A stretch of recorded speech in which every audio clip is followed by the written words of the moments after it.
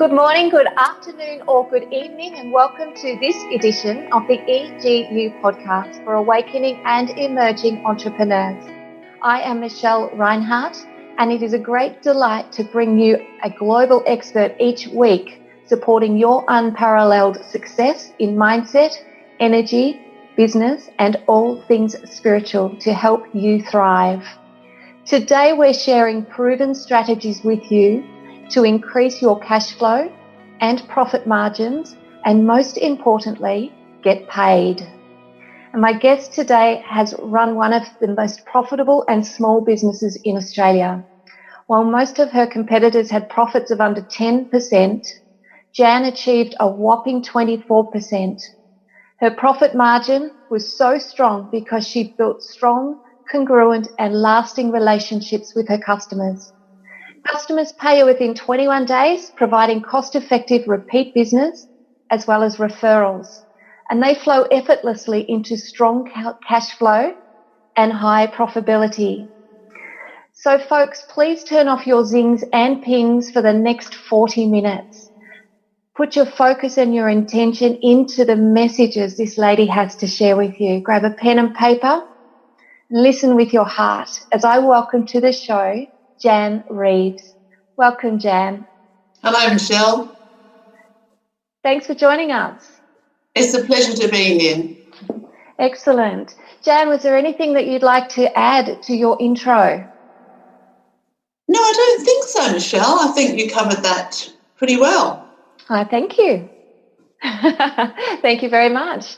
So, guys and girls, we all know as business owners the frustration of a balance sheet that's in the red, especially when we've done the work and the people are not paying. So let's speak into this, Jan, for the people out there listening to us, and we'll help them turn things around so they can get in the black, start having a whole lot more fun in their business and increase the value of their business. Okay, Michelle. Okay. Let's do it. Let's go. Beautiful. So, Jan, what's the first thing people can do to give them the best chance of being paid on time? Well, Michelle, I might just go into a tiny little bit of my history to explain how I devised the strategy to get paid on time. Perfect. When I first started my business here in Australia, I had a background of credit control and collections. I had worked in that in the UK. But I started my business and I was so focused on sales because I guess we all think sales are so important that I completely forgot my credit control and collections training. And I completely forgot to mind the gap between sending out the invoices and getting them paid. And so at the end of the first year of business, I had quite a lot of business from one client, which is a bit of a mistake, but that's another story. And suddenly the client called me to say their business had been taken over by another company and their bank account was frozen. And they owed me about $100,000. Wow, ouch. I know. And really it was a big lesson for me. Fortunately, I did get paid, but it made me go straight back to my old credit control and collections training, and I put in a small strategy that was run by my part-time administrator to make sure that never happened again. Yeah, lesson learned. It was a really good lesson. It was pretty scary, but it was good. So the strategy that I put in place was, first of all, to set up things right from the start. So before you send out the first invoice, know exactly which person to send it to and exactly which address to send it to. So my advice would be to, before the first invoice goes out, just to reconnect with the customer, to check all the details that they need on the invoice, and exactly, as I say, exactly the right person and the right address. Because interestingly, 52% of invoices that go out have an error on them. Wow. And invoices with errors are just never going to be paid. So what type of errors? You mean like it could be going to the wrong address, which is a big one. Exactly. Email addresses, they can be very easily wrong. Exactly. Yeah. Because if the invoice goes to the wrong person, it's quite often that person isn't going to find out who it should be going to. It'll just sit on their desk or it'll be deleted from their computer. So the other thing is that, in fact, when it happened to me and we set up this little strategy, what we found was that we were guilty of not putting the customer's order number on. The calculations were wrong. We didn't have the payment terms really prominent on the invoice. It didn't have a name on it, went to the wrong address, yes. And so that would be my first advice, is to, before the first invoice goes out, just check, do a customer service call. Yeah.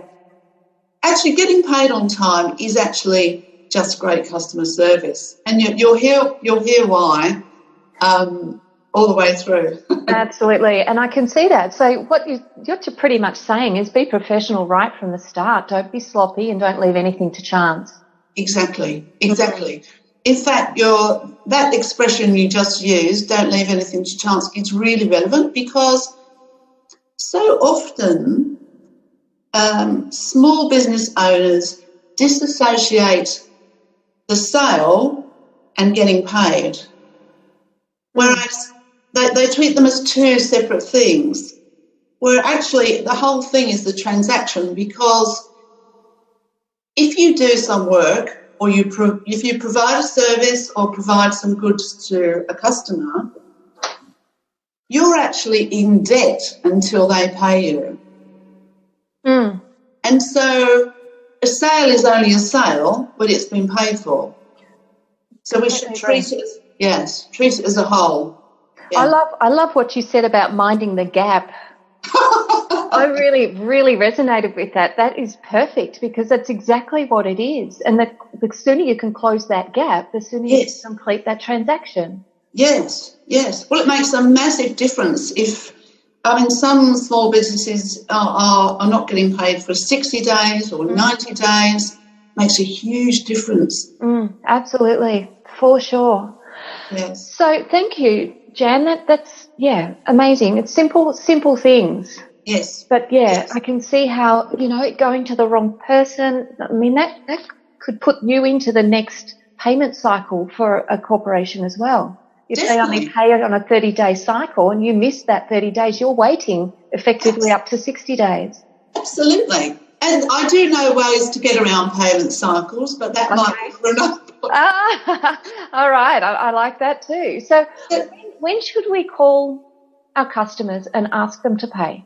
Okay. Well, this is step 2 really in my 3-step strategy. Yeah. Because what we did was we called the customer before the due date. And we called the customer again before the due date with a service call to make sure it was with the right person, that the invoice wasn't missing anything that the customer needed. We made sure that there wasn't a query on the invoice. Nice. Yeah. Because if there was a query, it wasn't going to get paid, and so it gave us the chance to sort out the query before the due date, and so still get paid on time. So my advice again would be, don't wait until the invoice is overdue. Put in a customer service call before the invoice is due. Very nice. I love that. Now, and what do people say in that call when they're asking for payment? Okay, well, they're not really asking for payment at this stage. Oh, no, that's true. Sorry. They're just doing the service call to ask, is everything fine? Are you still waiting on anything? Do you have the invoice? Are you the person that needs to authorise the invoice for payment? Yeah. Or who needs to authorise? I think using open questions whenever you're looking for information is a really good idea. So who is it that needs to sign off this invoice? Or what is it that you're waiting for before you sign off the invoice? So who, what, when, where and how. When will you be able to sign off the invoice? Or when will you be able to pass it to Jane Smith, who will authorise it for payment? Or when would you be able to pass that to your accounts payable department? Or has it been passed to the accounts? Yes, exactly. Or when was it passed? Where is it sitting at the moment? Yes. Yeah. And who have you passed it to? So all in a very gentle, relationship building, friendly service type of call. Just really an exploratory call to see that everything's okay. Yeah, absolutely. Yeah, yes. Yeah. Because, I mean, this is like a light bulb moment for me, Jan, and it's so simple. It's so simple. It's just putting that, because people do, and I am speaking generically, but it's a big problem that people have of asking for money. Yes, they do. They do. So and sorry, go on. No, just having a few simple steps in place like this that add more value to the customer. Yes, they do. They do, yeah. So it's, thank you. That's all right. I'm very glad you're here. Absolutely. Yes, and that's why I say it is about customer service, because my whole strategy is, well, the strategy I put in place in my business was to build relationships with the customer. And you know the old sales saying that if people like you, they buy from you. Well, when you build a relationship, they not only buy from you, but they pay you on time as well because they like you. So if people like you, they pay you. And they will put you ahead of others that they don't like. That's absolutely. Common. Of course. Yeah. Of course, yes. Yeah, that's quite possibly why you got your 100,000 and maybe others might not have. I think it is, because I did have a very good relationship with the manager of the department that was I actually had a recruitment business, so it's a staffing business, and I had quite a lot of temporary staff in there working with my client, and so I had built a close relationship with him, and he did help me. I know he did. Yeah. That's fantastic. So I'm going to take this aside now because you've really got my curiosity. Okay. What you're teaching here is this your business, or is what actually is your business, Jan? My business now is because I sold my recruitment company and I retired, but after a couple of years I realised that I had part of my success in my business, because it was very profitable and I was able to sell it for quite a lot of money. Part of it was because of this strategy, because we got paid on time. I didn't have to borrow any money. It was completely self-funded, and we were turning over $1 million a month, so it's a lot of money involved.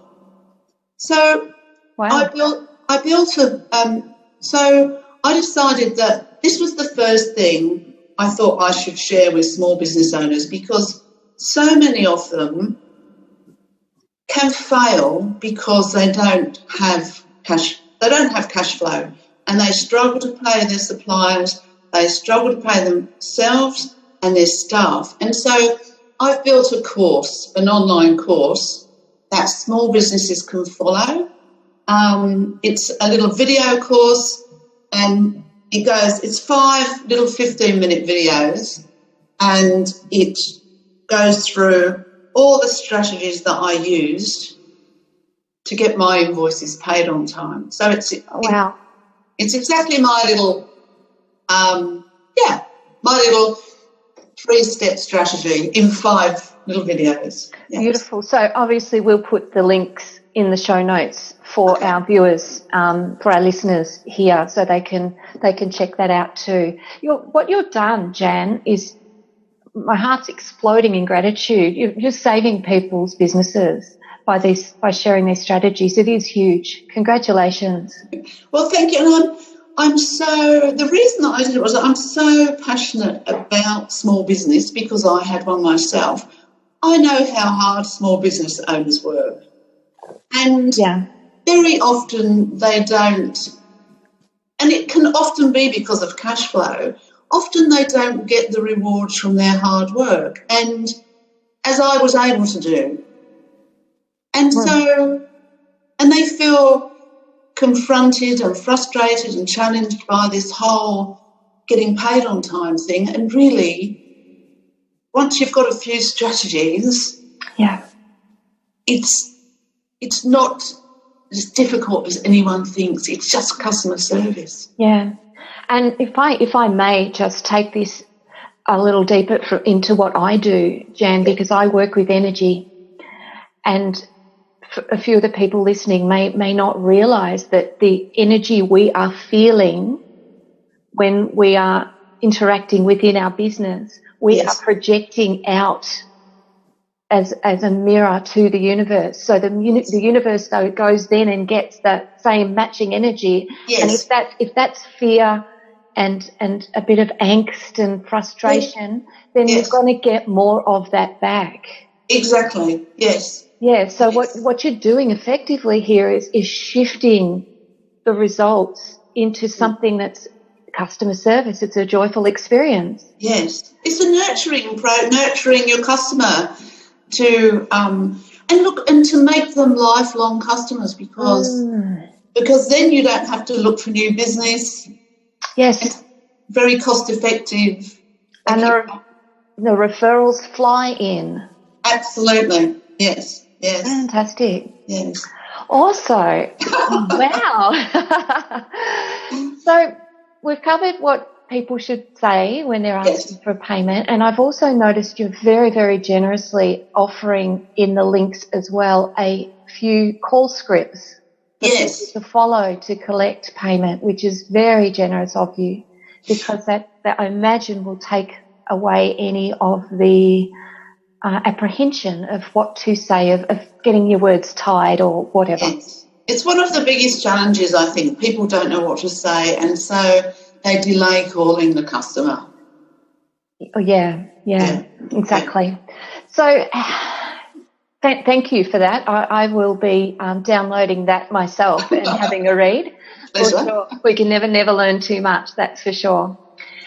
So how can people collect payments of invoices by email?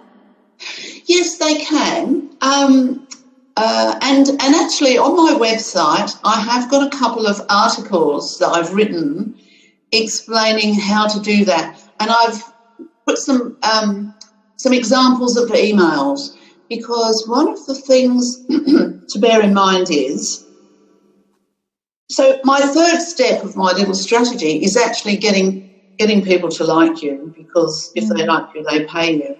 So if you try and collect payment of invoices by email, it is possible, but you're just leaving out that little step of building a relationship with the client.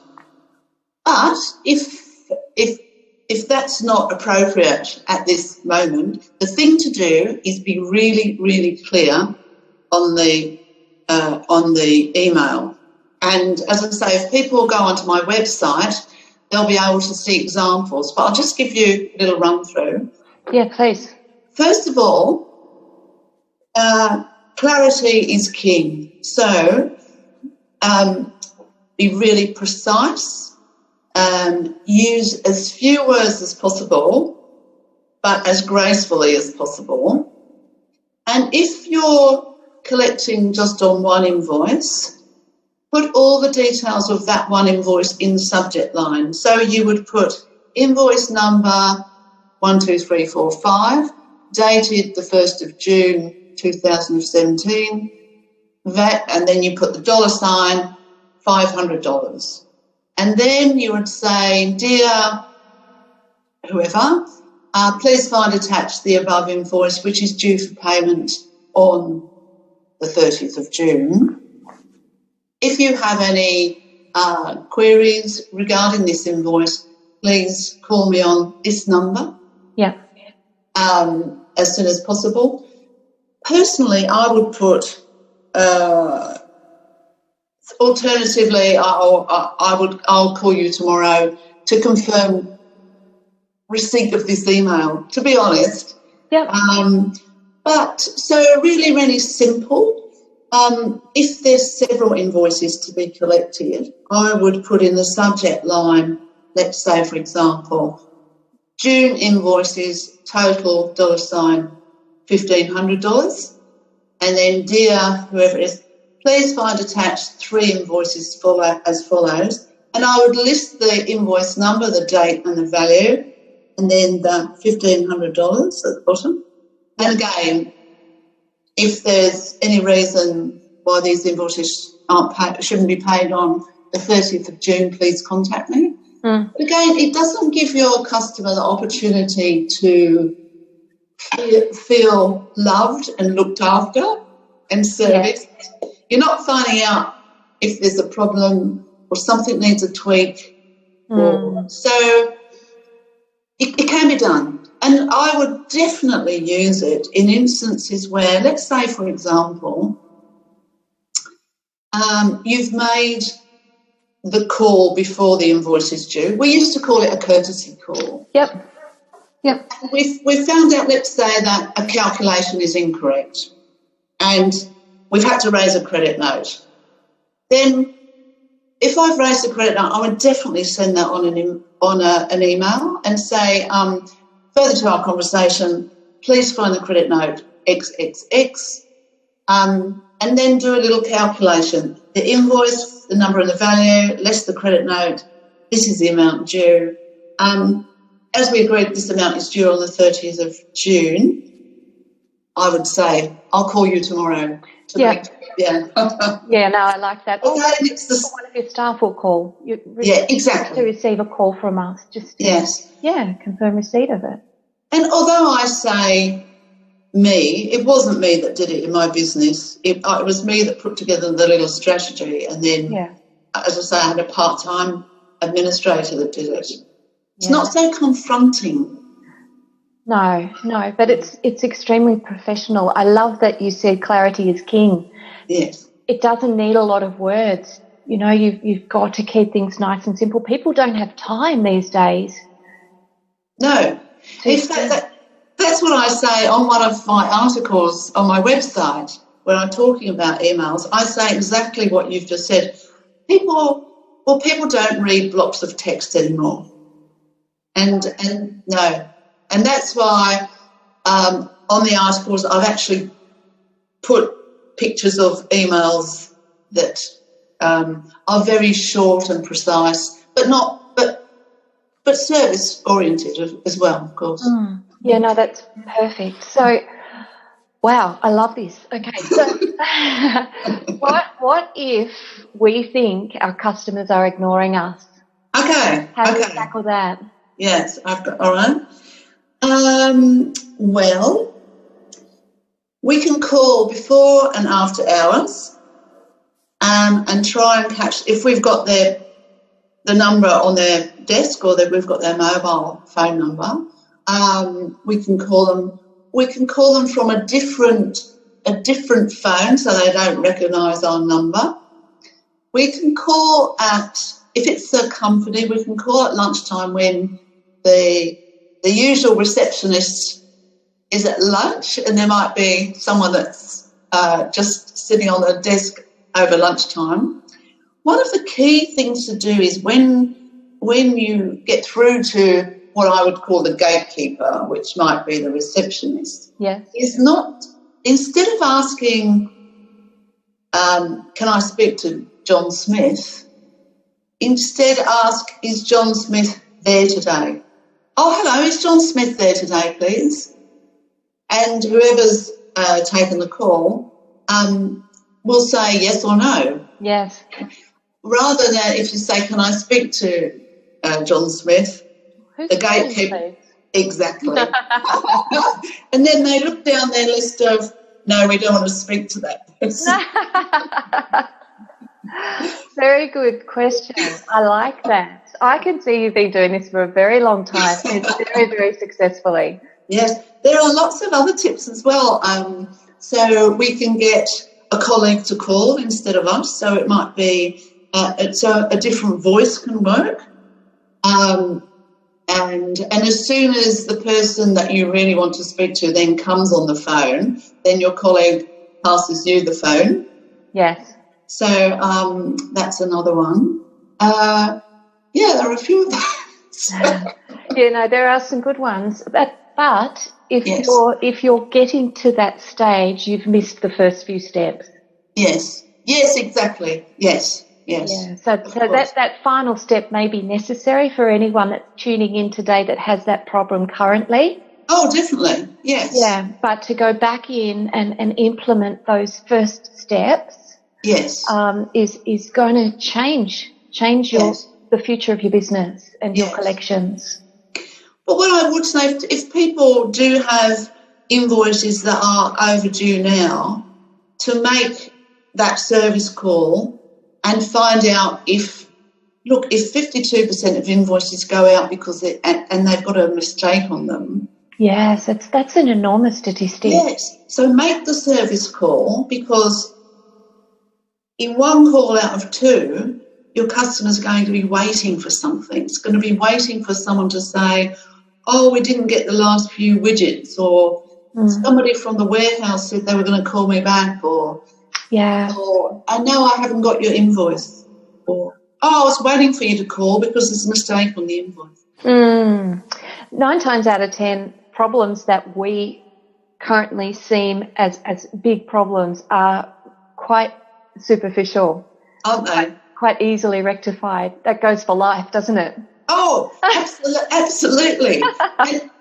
And you're right. And when we actually do the thing that we fear, which could be making a call to find out why our invoice hasn't been paid, when we actually do that thing, it isn't as scary as we thought it was going to be at all. And we could make a friend.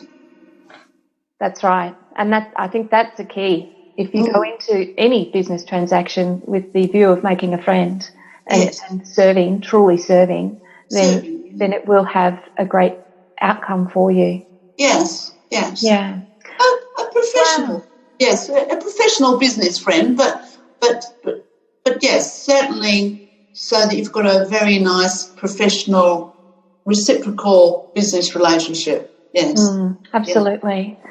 Well, Jan, I'm going to enlist your help to summarise this for our listeners. Okay. So we've got 3 hot takeaways for people, lots and lots of gems and jewels throughout this interview, and I know there'll be plenty of people that will want to go back and listen again. But the first step would be, in the same way that people buy from people they like, people pay people they like.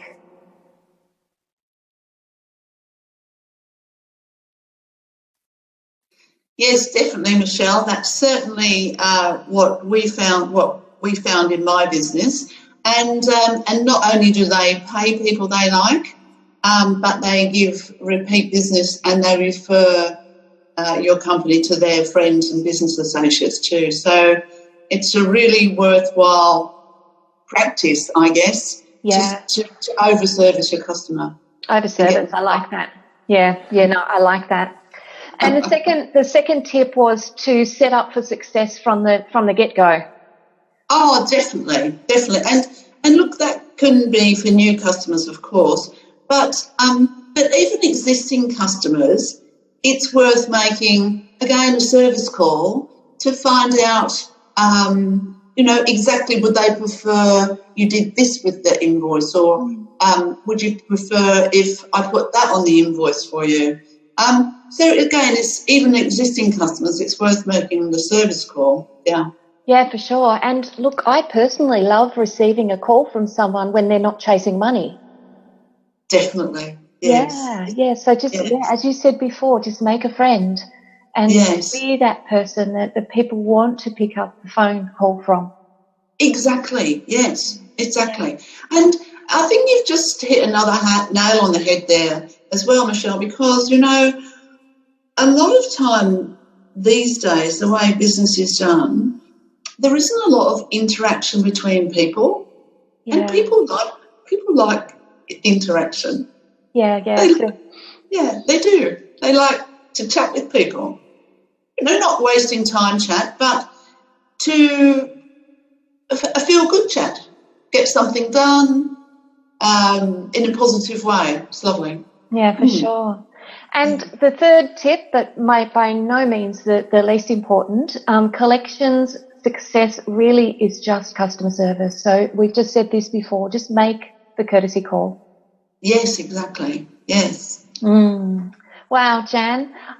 Reminder to our listeners, there's some gems on Jan's website at www.janreeves.com. And how else can people find you, Jan? They can find me on LinkedIn. Yep. I've got a Facebook page, which is Get Paid. Beautiful. Nice.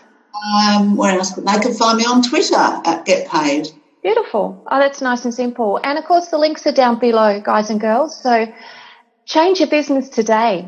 Jump on and download Jan's free collection call scripts to give you a hand for those that do get a bit tongue-tied or just want to up the professionalism, just that little bit, by familiarising yourself with a script, and a script that works. Proven to work. Proven to work, absolutely. So, Jan, thank you for joining us on the EGU podcast and helping those amongst us that have struggled with in the past getting paid and to help them make it fun. Yes. It's my absolute pleasure, Michelle, and if it helps a few of our listeners today, then I'd be absolutely delighted to share my strategies with you. It's been a pleasure. That's beautiful. And if you are on the receiving end of Jan's tips, we'd love to hear from you. So please come back and drop in the comments your thanks and your support, because we only get better by learning from you, our listeners. So just remember, guys and girls, if your life's not where you'd like it to be, you're not here to do this alone. That's the hard way. Reach out to people to find the support that you need. It is there everywhere for you. Doing that helps you take quantum leaps and bounds in your life and in your business. Your world will shift. Once your business is in the black, everything changes. It just does. So you can find us also inside the beautiful community Entrepreneurs Globally Unite. And Jan's certainly in there, as well as me. I created that beautiful space. You can find me, Michelle Reinhardt, at mindsetenergyandhealing.com. So please come and join us, leave your comments in the tips, and don't forget to subscribe to this gorgeous show so that you can join us and thrive. Once again, Jan, thank you for all you do for people in small business. Pleasure, Michelle. Lovely to speak with you. Yeah, lovely to have you on the show, Jan. Thank you, everybody. Don't forget to shine bright. That's why you're here, and we'll see you next week. Bye for now.